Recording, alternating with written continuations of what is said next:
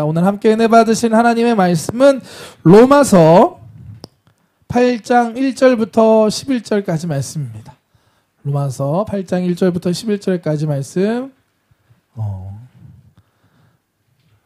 日本語の字幕もちゃんと聞こえてますか？シャロン聞こえてますか？ありがとうございます。はい。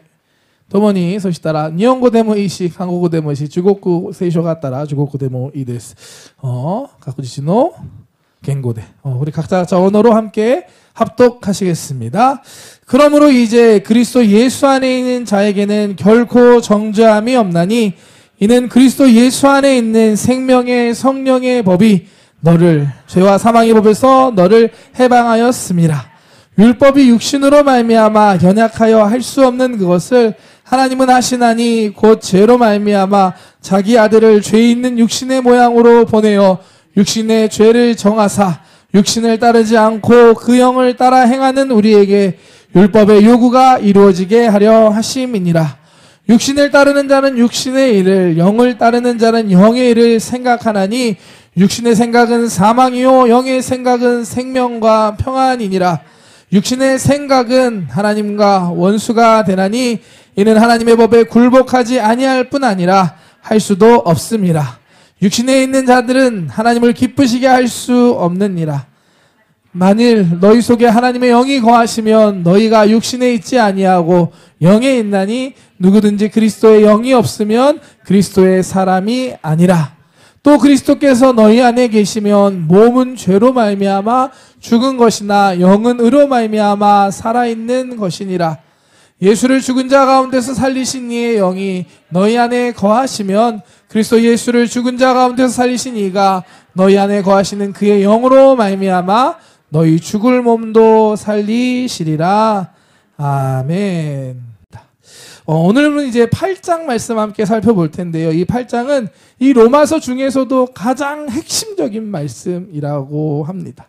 어떤 신학자는 이런 얘기까지 했습니다. 성경 한 권을 다 잊어버리더라도 이 로마서 8장 하나만 잘 외워놓고 있으면 크리스찬으로서 생활하기에, 믿음을 지키고 살아가기에 어렵지 않다라고 말할 정도로 이 로마서 8장은 중요하다라고 이야기합니다. 제가 예전에 서울신학대학교 대학생 때 서울신학대학교 신학과를 졸업했는데요. 그때 신약개론이라는 수업을 들었습니다. 그걸 가르쳤던 교수님도 이 로마서 8장을 아주 중요하게 여기셨던 분이셨어요.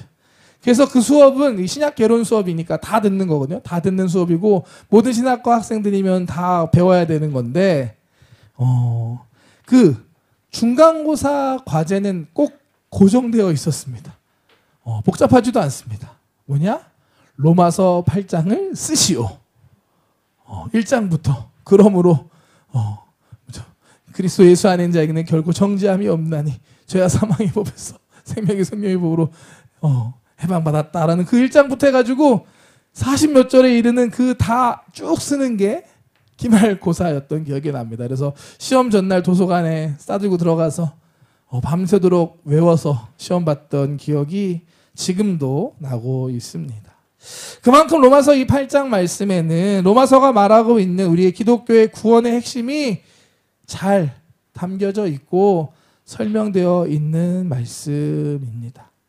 이 8장 말씀을 통해서 우리는 그리스도 예수 안에 있는 자에게는 성령으로 말미암아 진정한 구원과 승리가 주어졌다는 것을 알 수가 있습니다. 희망에 가득한 목소리로 그와 같은 사실을 선포합니다. 또한 우리가 받은 이 구원, 우리가 구원받은 하나님의 자녀로서 앞으로 하나님의 뜻 가운데 영화롭게 될 것이라는 놀라운 축복의 약속도 이 말씀 안에 담겨져 있습니다. 또 마지막 부분에 가면 이 세상 그 무엇으로도 끊을 수 없는 우리를 향한 하나님의 사랑에 대한 말씀이 담겨져 있습니다. 이 모든 것이 우리가 받은 구원의 은혜이고 우리의 참 소망되는 줄 믿습니다.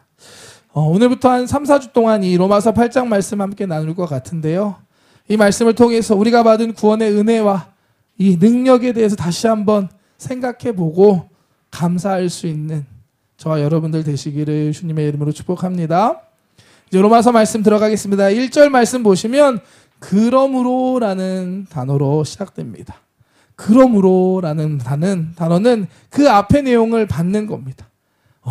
이 앞에 있던 로마서 7장의 내용을 받고 시작하는 게 이제 8장의 메시지입니다.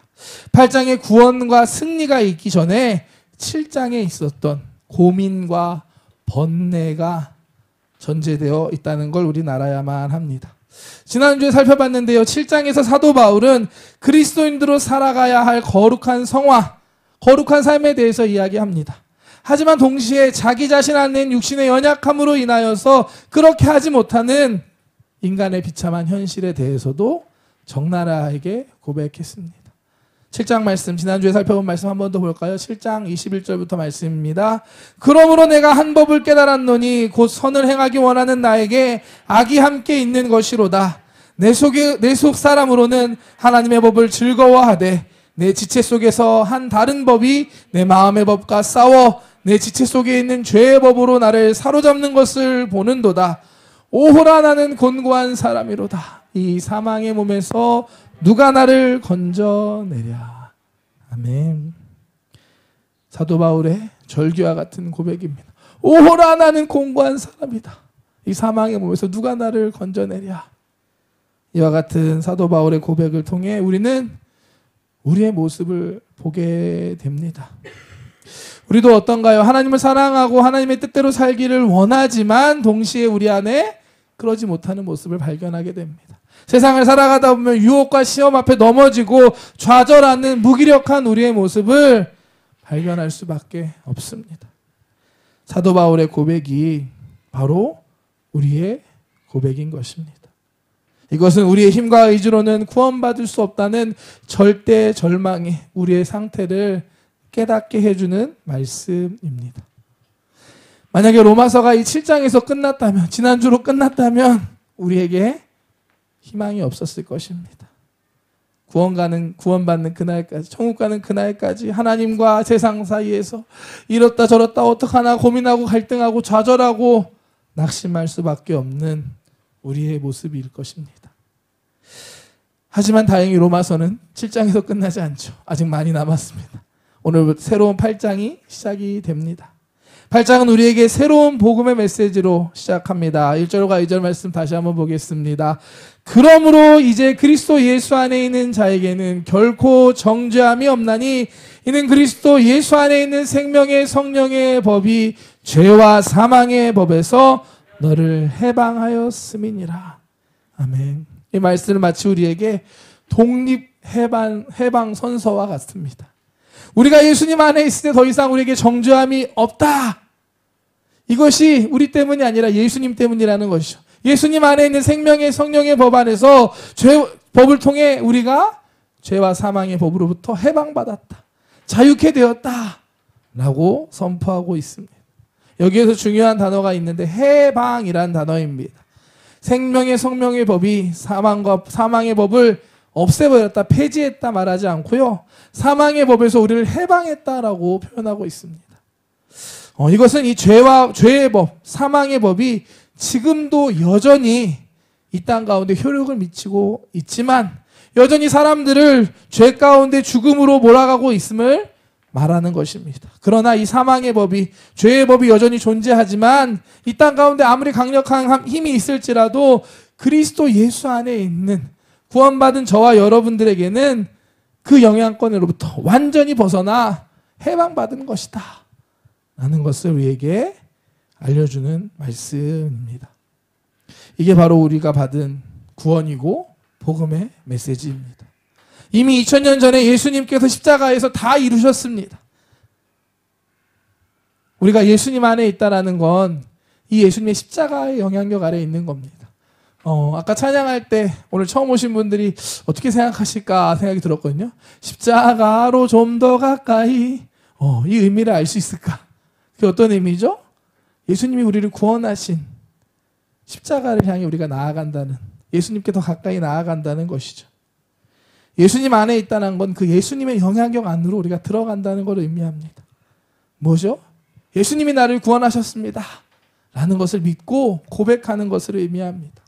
예수님을 믿고 예수님을 의지하고 예수님과 함께하며 새로운 삶을 살아가는 것이 예수님 안에 거하는 삶인 줄 믿습니다. 열왕기하 5장 말씀, 구약성경 열왕기하 5장에 보면 나아만이라는 장군이 등장합니다. 이 아람이라는 나라의 군대 장관이었는데요. 이 나아만은 질병이 있었습니다. 한센병이라는 질병을 갖고 있는 사람이었습니다. 나병이라고, 문둥병이라고 하는 끔찍한 병이죠. 고칠 수 없는 질병이었습니다. 그런데 이 사람이 이스라엘에 있는 엘리사 선지자를 찾아와서 그가 전하는 말을 듣고 순종함을 통해서 치료받습니다. 그러고 나니까 살아계신 하나님을 이제 경험한 거예요. 아, 하나님 진짜 살아계시는구나. 아, 이 하나님이 진짜 하나님이구나. 라는 것을 깨닫게 됩니다. 그래서 엘리사에게 나아가서 이 하나님만이 참 하나님이십니다. 이제 내가 우리 하나님만을 믿고 섬기겠습니다. 라고 신앙 고백을 합니다. 5장 15절 17절 말씀 함께 볼까요? 나아만이 모든 군대와 함께 하나님의 사람에게로 돌아와서 그의 앞에 서서 이르되 내가 이제 이스라엘 외에는 온 천하에 신이 없는 줄을 아나이다. 청하건대 당신의 종에게서 예물을 받으소서 하니 17절 나아만이 이르되 그러면 청하건대 노새 2마리의 실을 흙을 당신의 종에게 주소서. 이제부터는 종이 번제물과 다른 희생 제사를 야훼의 다른 신에게는 드리지 아니하고 다만 야훼께 드리겠나이다. 아멘. 이방 나라의 군대 장관이었던 나아만이었지만 살아계신 하나님을 경험하고 믿고 난 뒤에 그의 삶이 완전하게 변화되었습니다.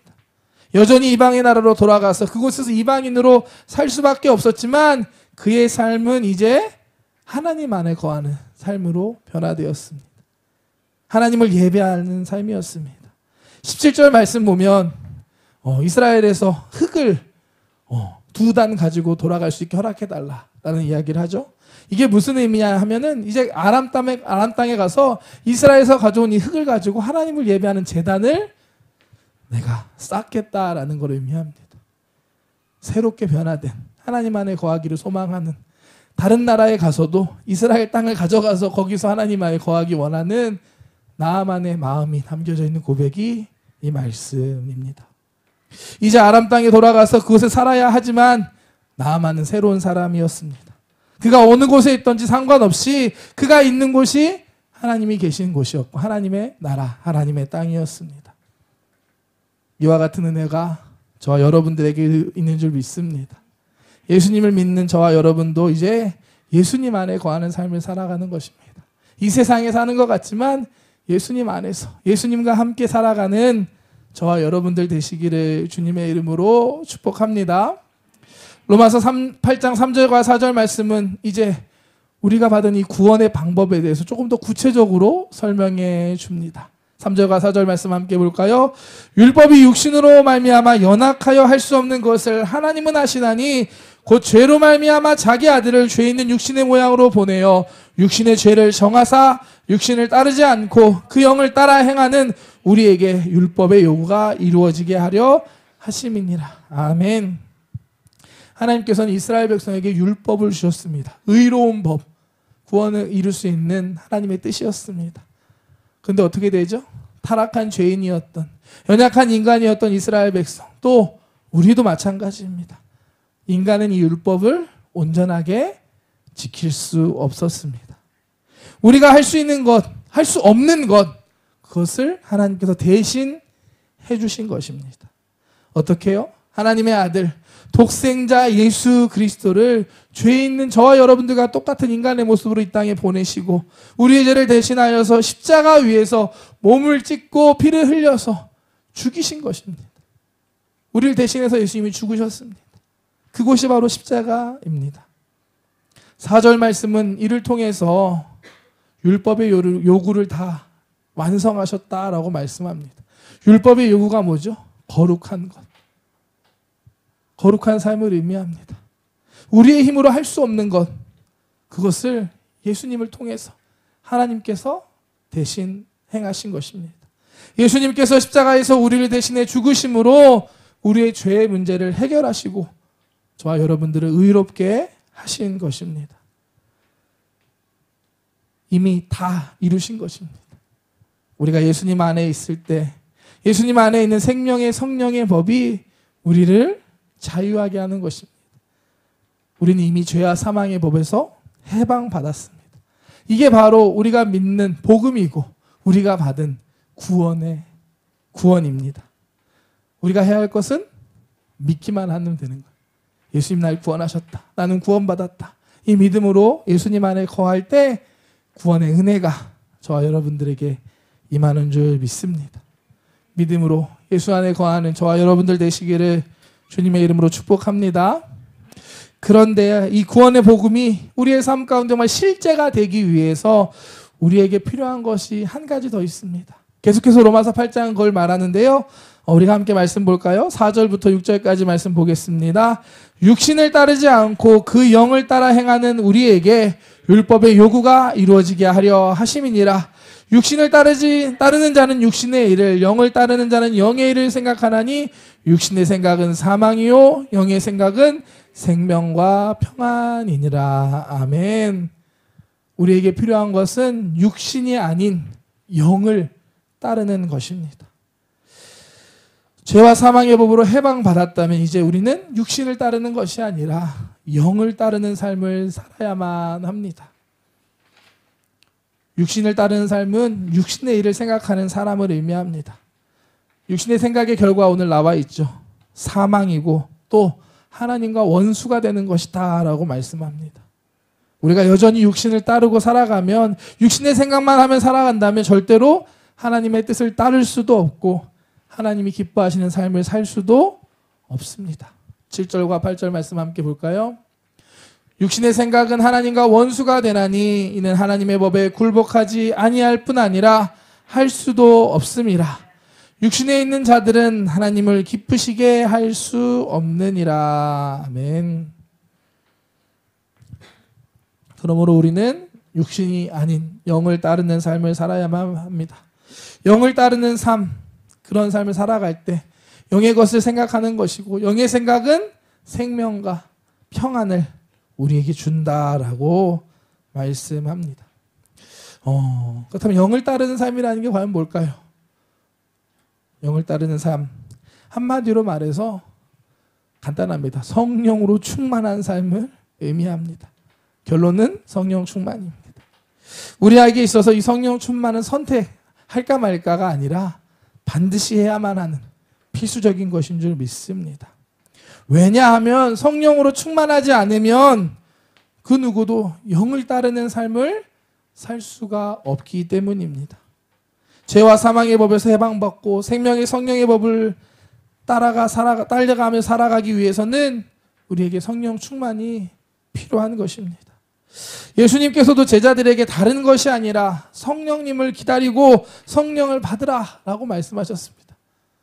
볼까요? 한번 사도행전 1장을 보면 부활하신 예수님께서 제자들과 함께 하시는 이야기가 나옵니다. 부활하신 예수님께서는 40일 동안 제자들과 함께 하셨습니다. 그러면서 제자들에게 부활하는 것들을 보여주시고 하나님의 나라에 대한 일들을 말씀해 주셨습니다. 그러다 보니까 제자들은 이 하나님의 나라에 대해 관심이 생겼습니다. 언제 그게 임할지, 또 그게 그들은 이스라엘 나라의 회복을 생각했던 것 같아요. 언제 그러한 일들이 일어날지 예수님께 질문합니다. 하지만 예수님께서는 그것은 하나님께 속한 것이고 너에게 속한 것이 아니다. 너희는 오직 성령님만 기다리고 성령의 세례를 받으라 라고 말씀하십니다. 사도행전 1장 3절부터 말씀 함께 볼까요? 그가 고난받으신 후에 또한 그들에게 확실한 많은 증거로 친히 살아계심을 나타내사 40일 동안 그들에게 보이시며 하나님 나라의 일을 말씀하시니라. 사도와 함께 모이사 그들에게 분부하여 이르시되 예루살렘을 떠나지 말고 내게서 들은 바 아버지께서 약속하신 것을 기다리라. 요한은 물로 세례를 베풀었으나 너희는 몇 날이 못되어 성령으로 세례를 받으리라 하셨느니라.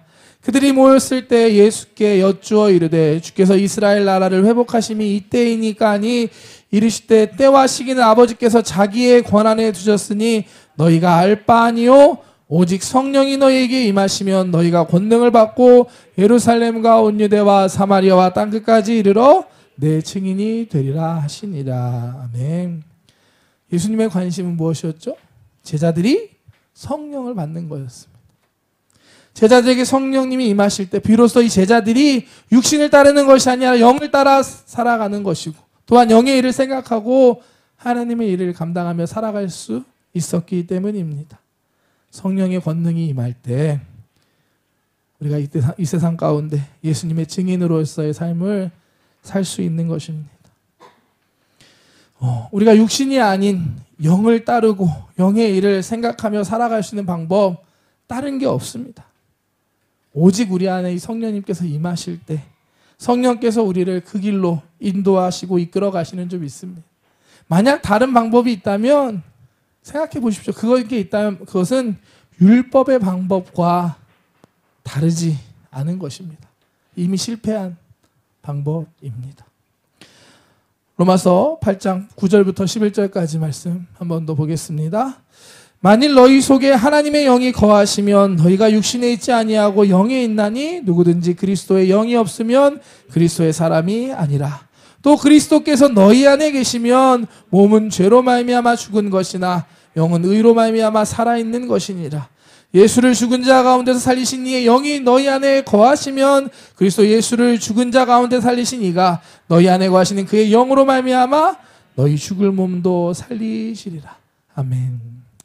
어제 설교를 준비하면서 이 9절부터 11절 말씀을 보는데요. 재밌는 사실을 발견했습니다. 9절부터 11절까지 모두 같은 말을 반복해서 하고 있습니다. 조금씩 표현만 바꿔서. 보시면 9절 말씀은 만일 너희 속에 하나님의 영이 거하시면 어떠한 일이 일어날 거다. 그리고 10절 말씀 보면 또 그리스도께서 너희 안에 계시면 그리고 너희 안에 이런 일은 일어날 거야. 또 11절 말씀 보시면 예수님을 죽은 자 가운데 살리신 이의 영이 너희 안에 거하시면 이렇게 될 거야. 9절, 10절, 11절 결국 우리 안에 하나님의 영, 그리스도의 영, 그리스도 다 표현은 다르지만 똑같은 이야기를 하고 있어요. 성령님이 너희 안에 거하시면 너희가 그리스도의 사람이 되고 그 영으로 영이 의로 말미암아 살게 되고 죄로 말미암아 죽을 너희의 육신도 살리실 것이다 라고 말씀하십니다. 어떻게 하면요? 우리 안에 영이 임할 때, 그리스도가 임할 때, 예수님을 부활하게 하신 하나님의 영이 임할 때 그러한 일이 일어난다 말씀하십니다. 반대로 우리 마음속에 성령님이 안 계시면 절대로 우리는 그리스도의 사람이 될 수 없습니다. 왜냐? 마음속에 하나님의 영이 거하지 않고 그렇게 살아가는 사람은 육신을 따르며 살아갈 수밖에 없고 육신을 따르며 살아가는 사람은 그리스도인이 아니고 하나님과 원수가 될 수밖에 없기 때문입니다. 오늘 본문 말씀에 자주 나오는 게 영이란 단어죠. 영. 로마서 8장 말씀 보면 바울이 계속해서 영에 대해서 이야기합니다. 왜 바울은 영에 대해서 이렇게 주목하게 되었을까요? 로마서 7장에 가장 많이 나오는 단어는 무엇인지 아십니까? 나라는 단어입니다. 내가, 나. 즉 7장에서 바울은 자기 자신을 바로 인식했습니다. 그러자 바울은 성령님을 바라보고 성령님께 의지하는 삶을 살 수밖에 없었던 것입니다. 자신을 돌아보니 흉악한 죄인이고 죽을 수밖에 없는 죄인이구나. 내 안에는 선을 행할 능력이 없고 구원받을 생명을 살릴 능력 또한 없구나. 내가 어떠한 존재인지 철저하게 깨달은 후에 사도 바울이 할 수 있는 것은 이 영을 바라보고 의지하는 것이었습니다. 하나님의 영, 성령이 우리 안에 거하시면 우리의 죽을 몸까지도 살리시리라 라고 고백하고 있는 것입니다. 하나님의 영, 성령님을 사모하는, 성령님의 임재를 사모하는 저와 여러분들 되시기를 주님의 이름으로 축복합니다. 오늘 로마서 8장 1절부터 말씀 함께 보았는데요. 구원의 이론과 실제를 알 수 있었습니다. 이론은 이것이죠. 이미 다 이루신 것입니다. 어떻게요? 예수님을 통해서. 예수님께서 십자가에서 다 이루셨습니다. 우리는 이제 이것을 믿음으로 받아 누리면 됩니다. 믿음으로 예수님을 믿고 의지하고 예수님 안에 거할 때 더 이상 우리에게 정죄함이 없고 죄와 사망으로부터 우리가 해방 받았습니다. 받을 것이다가 아니라 받았다. 받은 것입니다. 예수님을 믿고 의지하고 예수님 안에 거하는 저와 여러분들 되시기를 축복합니다. 또한 우리는 성령님을 사모해야 합니다. 사실 이 본문 로마서 8장 이 앞부분 전반부를 본문으로 설교를 예전에 몇 년 전에 설교했던 적이 있거든요. 한국에서. 설교문을 찾아봤는데 결론이 달랐습니다. 좀 더 젊었죠, 그때는. 그때 제 결론은 뭐였냐면 우리가 육신을 따르는 것이 아니라 영을 따르는 삶을 살아야 합니다. 영을 따르는 삶은 영을 생각하는 거고 영의 일을 생각하는 거고 영을 따라가는 것. 이렇게 가지고 영을 따르는 삶을 살기 위해서는 우리가 영적인 것을 바라봐야 되고 영적인 걸 바라볼 때 영적인 것을 생각하게 됩니다. 어떻게 보면 더 우리가 실천에 대해서 좀 집중해서 그런 결론에 맺었었던 설교문이 있었습니다. 그런데 어떤가요? 우리의 힘으로 영적인 것을 바라보고 생각하려고 하면 어떠십니까? 잘 되나요? 알지만 쉽지 않은 게 사실인 것 같습니다. 왜냐? 우리를 잡아먹으려고 하는, 넘어뜨리려고 하는 악한 영의 권세 또한 있고 또 우리 안에 연약함 또한 있기 때문입니다. 하나님 바라보고 영적인 것 바라보고 생각하며 살아야 되는데 눈앞에 보이는 건 세상의 것, 당장의 내 연편, 문제가 보이는 게 사실입니다. 그 상황에서 내가 하나님만 바라봐야지, 영적인 것만 생각해야지 하기가 너무 힘들더라고요. 어떻게 하면 좋을까 생각할 때 오늘 아까 말씀드렸던 9절부터 11절 말씀이 제 눈에 보였습니다. 이거구나. 성령님이 우리 안에 임하신다면, 하나님의 영이 내 안에 임하신다면 하나님이 하시겠구나. 성령님께서 나를 그렇게 이끌어 가시겠구나라는 것을 깨달을 수 있었습니다. 설교 본문이 많이 변화가 됐습니다. 영적인 것을 바라보고 영적인 것을 생각하게 하시는 분이 바로 성령님입니다. 내가 하려고 하는 게 아니라 성령님을 모셔드리고 성령님이 내 안에 임할 때 자연스럽게 그렇게 되는 것입니다. 여러분 어떠십니까? 지금 성령으로 충만하십니까? 죄와 사망으로부터 해방받은 삶이, 우리의 삶이 실제가 되는 비결이 바로 여기에 있습니다. 성령님의 임재를 사모하는 저와 여러분들 되시기를 주님의 이름으로 축복합니다. 사모하는 자에게 성령을 주시지 않겠느냐 약속하셨어요. 하나님, 예수님을 통해서 예수님의 말씀입니다. 주실 줄 믿습니다. 오늘 이 말씀을 기억하면서 성령의 충만함을 사모하는 저와 여러분들 되시기를 주님의 이름으로 축복합니다. 축복합니다. 기도하겠습니다. 사랑의 하나님 감사합니다. 오늘 하나님 로마서 8장 말씀을 함께 나누었습니다. 우리를 구원하신 주님의 복음, 구원의 이론에 대해서 함께 살펴보았습니다. 우리의 어떠함이 아니라 2000년 전에 이 땅에 오신 예수 그리스도, 예수님의 십자가를 통해 우리를 구원하셨음을 믿습니다. 우리가 그 예수님의 십자가의 복음을 믿음으로 죄와 사망으로부터 해방되었고 우리가 구원받았음을 믿습니다. 주님 감사합니다. 우리에게 믿음을 더하여 주시옵소서. 정말 우리가 세상 안에 있든지 어느 곳에 있든지 주님, 이 예수님 안에 거하며 예수님 안에 살아갈 수 있는 우리 귀한 성도님 모두가 되게 하여 주시옵소서. 오늘 이 복음을 들었습니다.